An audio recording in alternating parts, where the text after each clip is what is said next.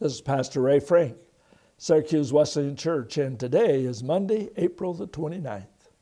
Very end of the month here. Well, we celebrated Easter a week ago, yesterday, but I've still been musing and thinking about Jesus' appearances and encounters that he had with his disciples in these 40 days before his ascension into heaven. It must have been exciting days for the disciples. You know, their hopes and dreams had been shattered. They had shut themselves up behind locked doors in fear and trembling, but suddenly Jesus is there and reveals himself to them. I talked about last week how their emotions sort of must have been, mixed emotions, both fear and joy all at the same time. I want us to consider one of those encounters. It may have been the very first resurrection encounter, as far as scripturally at least. Mary Magdalene and Jesus right outside the tomb. John is the one that talks about it in his gospel. Now, all four gospels mention that Mary Magdalene is the first one there to the tomb, that early, along with some other ladies who may have been with her that early Sunday morning. Here's what John had to say about it. Early on the first day of the week, while it was still dark, Mary Magdalene went to the tomb and saw that the stone had been removed from the entrance. She came running to Simon Peter and the other disciple, the one Jesus loved, and said, "They have taken the Lord out of the tomb, and we don't know where they have put him." So Peter and John run out to the tomb, and John tells a little bit of that story. But then after they leave and go back to where they're staying, John still picks it up. Now Mary stood outside the tomb crying. As she wept, she bent over to look into the tomb and saw two angels in white seated where Jesus' body had been, one at the head and the other at the foot. And they asked her, "Woman, why are you crying?" "They've taken my Lord away," she said, "and I don't know where they put him."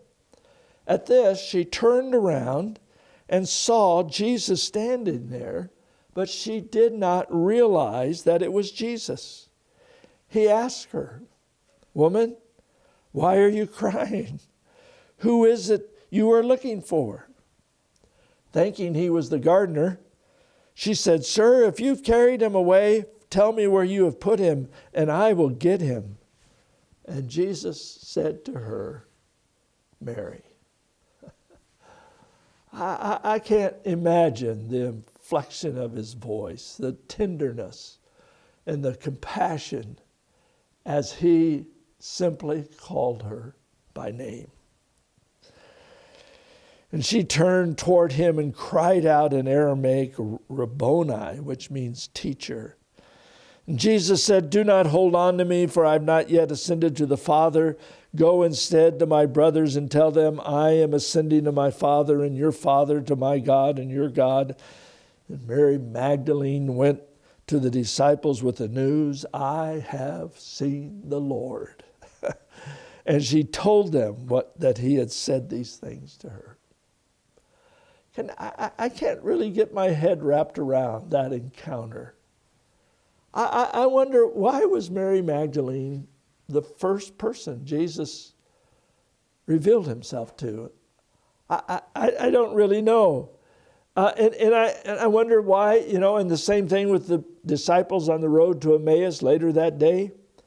They didn't recognize Jesus at first. I don't really know why that was. Maybe because they were just so distraught, so trying to figure out all of these reports and what was going on. They just couldn't be aware of what was going on. Or was Jesus' resurrected body so changed, so different, that they simply didn't recognize? I don't know why they didn't, but I see in this, Jesus revealing himself slowly and gently to his disciples as a way of demonstrating his love and compassion for us. He didn't jump out behind a rock and say, "Hey, here I am. Look at the nails in my..." He didn't do that. He slowly, gently revealed himself to them. You know, he always approaches us with tenderness and love. But why was Mary the first one? Well, maybe because she loved Jesus the most. Now, you say, why in the world makes you think that? Well, remember when Jesus gave that illustration to the Pharisee about those who had been forgiven much would love much? We don't know a lot about Mary Magdalene. There's been a lot of speculation about her. Books are written about it. But we know for certain from Luke's gospel that she was one of those who traveled along with the 12 disciples.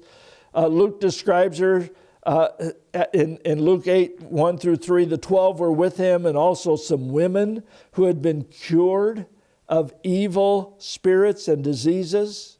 Mary, called Magdalene, from whom 7 demons had come out. She'd been forgiven a lot. We don't know the story. We don't know how that happened. We don't know about her first encounter with Jesus. All we know is she fell desperately in love with him and followed him faithfully, even there at the foot of the cross. The scriptures tell us Mary Magdalene was there with a group of women that watched Jesus being crucified. I don't know what that meant to her. I don't know how that could have impacted her. But maybe that's why she was the first one Jesus revealed himself to. Or it could have been just simply because she was the first one there to the empty tomb. I mean, actually the guards were the first ones there, but they were like dead men that shocked them, and they ran off to tell the chief priest, hey, that plan didn't work. But now the first disciples that come, Mary Magdalene and a small group of ladies have come, and they are seeking out Jesus. I don't want to make too big a thing about this, but here's the thought that came to my mind. Is there a special encounter that you and I can still have with Jesus if we are willing to meet him early in the morning? Now, I know there's going to be folks that say, oh, wait a minute, I'm not a morning person, I'm a night person. I do my best devotions at night, and I pray late into the night. That's good. There's nothing wrong with that. I know there's night people and morning people, and I happen to be one of those morning people. I do best if I get up and have an uninterrupted, quiet time with the Lord early in the morning. And I don't want to make the time of day too big a thing. But maybe, just something for you to think about, maybe there is something about starting the day with the awareness of God's presence in my life.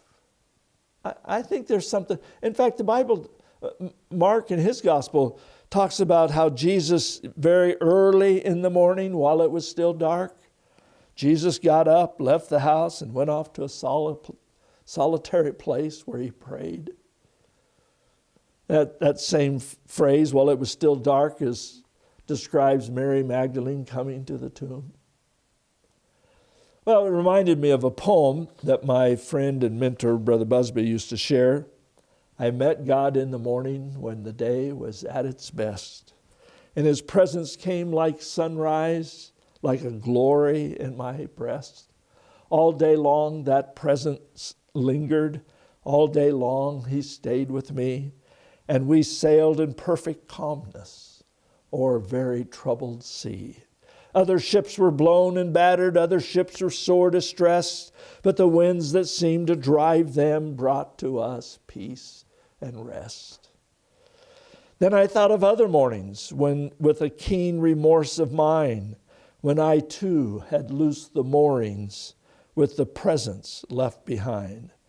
So I think I know the secret, learned from many a troubled way. You must seek him in the morning if you want him through the day. Well, again, I don't want to make too big a time about the time of day. But maybe, I challenge you, find at least one day this week when you can spend a few moments of quiet devotion time reading and praying and seeking the presence of Jesus. And just see how your day goes. God bless. Have a great week.